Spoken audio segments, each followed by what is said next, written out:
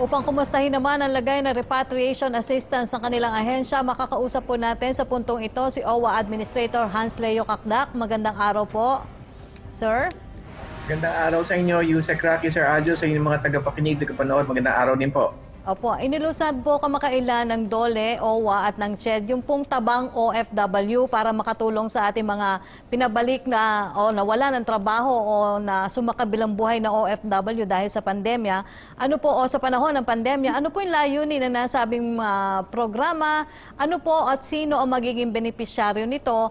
At paano po ang proseso? Ano po bang ibig sabihin ng tabang OFW?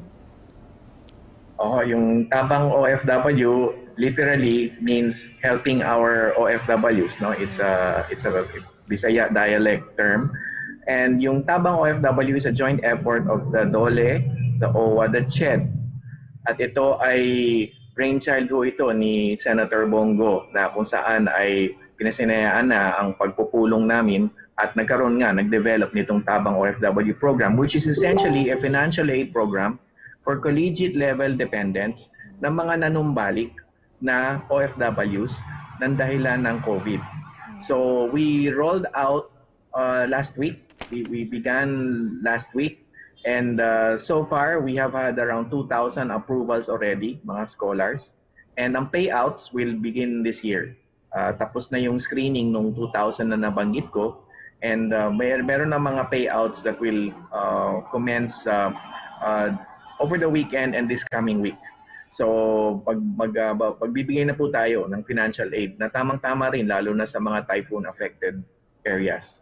Yung mga college level dependents ng returning OFWs displaced due to COVID-19. Opo, bukod po dito sa tabang OFW ay meron din po kayo nilunsad na OFW reintegration through skills and entrepreneurship o yung tinatawag na OFW Rise. Ano po yung maaring asahan ng ating mga kababayang OFWs mula rito? At sabi niya, ang tanong po nila, paano daw po sila makaka-avail nito? Ito ay long-standing partnership na natin with the Coca-Cola Philippines. And of course, mas may kahulugan ngayon sa panahon ng pandemya. Kasi nga kailangan talaga ng mga kababayan natin ng pangkabuhayan. So this begins with an entrepreneurship program, training or seminar. Series of seminars kung saan tutulungan natin, bibigay tayo ng impormasyon, lalo na sa mga nanunumbalik nating OFWs kung paano magtayo ng negosyo. So bibigyan natin sila ng, yung format ay parang edutainment, education and entertainment format at the same time, kung saan bibigyan sila ng impormasyon kung paano makapagtayo ng negosyo. Duktong dito, kapag sila ay nagpasya na magtayo ng negosyo, meron tayong mga OWA programs. Meron tayong individual livelihood packages for returning distressed OFWs, at meron tayong recently na i-roll out last week din, itong Tulong Puso program, which is a group livelihood program, 150,000 pesos to 1 million peso grant to OFW groups na magsasanib puwersa sila, forms themselves into either a corporation, workers association, or cooperative, kung saan sila ay magnenegosyo at bibigyan natin sila ng panimulang grant, 150,000 to 1 million pesos, depende sa laki ng negosyo. So after the RISE entrepreneurial seminars, pwede natin sila iduktong kagad, i-access sa livelihood programs. Ang Coca-Cola, may sarili ding mga dealership arrangements. Pwede, yung mga interesado naman doon, pwedeng bigyan ng Coca-Cola ng panimulang soft drink dealership yung mga interesado din. But it all begins with the entrepreneurship seminars. At yun yung inilunsad nung isang linggo, si Sec Bello at ang Coca-Cola Philippines ay nandoon para pirmahan yung MOA. Kaduktong din ito sa yung programa ng TESDA na magbibigay ng pagsasanay at skills doon naman sa mga interesadong mag-embark on skills development or enhancement. Opo, maganda yan kasi para na ma-manage nila ng maayos ang kanilang finances. Ano po, tuloy-tuloy pa rin po ang pagbibigay nyo ng financial assistance sa mga OFW sa ilalim po ng abot kamay at pagtulong sa AKAP program. Ilan na po ba yung nabigyan ng assistance at ilan na po yung inaasahan natin na maaabot nito? Yes, so far tumatayo na sa 325,000 yung nabibigyan.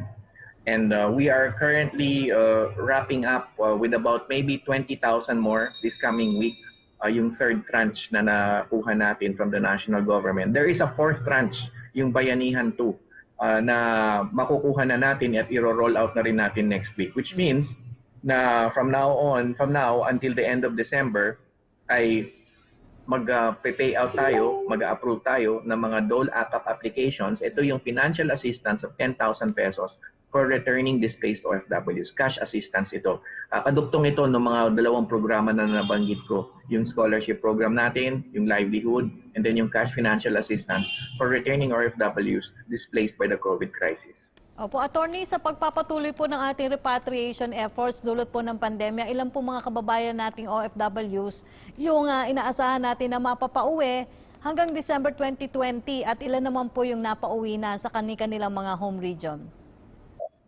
At the beginning of today, 302,000. 302,000 since May ang napauwi sa kanilang mga home provinces or regions. And we are expecting maybe around 70,000-80,000 more till the end of the year. Of course, variable ang figure kasi Christmas season. Kaiba sa ibang panahon ng taon, nagdaang taon, ay panahon ng Pasko. Obviously, magsisiuwian ang ating mga kababayan. So, variable, no? 70,000 to 80,000 ang ine-expect natin.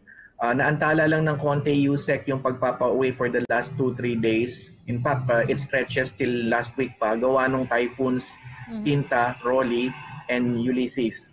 So, halimbawa kahapon, mga 500 lang ang nakauwi. Kasi nga, yung tinamaan tayo ng bagyong Ulysses kahapon. So, hopefully, magsimula na uli yung usual flow, around 1,000 to 2,500 na napapauwi natin every day. But that said, may mga 2,000 naman to 2,500 na dumadating sa international airport every day. Okay. Kung sakali po na may concerns o humingi ng assistance hinggil sa inyong mga programa ang ating mga kababayang OFWs o kanilang pamilya, saan daw po sila maaring sumangguni? Okay. Meron tayong hotline, yung 1348 o hotline. Pwede rin dun sa ating, syempre, parent agency, ang DOLE. Meron din 1349 hotline ang DOLE. And then, of course, meron tayong Facebook Quarantine Operations page. Ang pangalan ng page, OWA Facebook Quarantine Operations page. Pwedeng i-search lang po yun. At doon pwede rin maglagay o magbigay ng comments, issue o concern po patungkol sa ating mga programs and activities. And then lastly, may Twitter account din tayo. Pwede rin po doon sa ating Twitter account.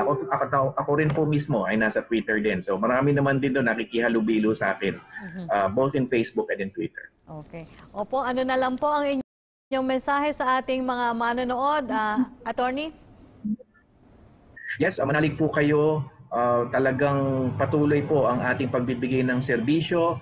On average, tayo po sa OWA, 7,000 to 8,000 OFWs ang kinakalinga ho natin every day. Yung mga padating, yung mga nasa quarantine facility, at yung mga paalis sa kanilang mga home regions. Manalig lang po kayo, may 1348 hotline tayo, idulog lang po doon at pagdasal po natin ng isa't isa. Maraming salamat po.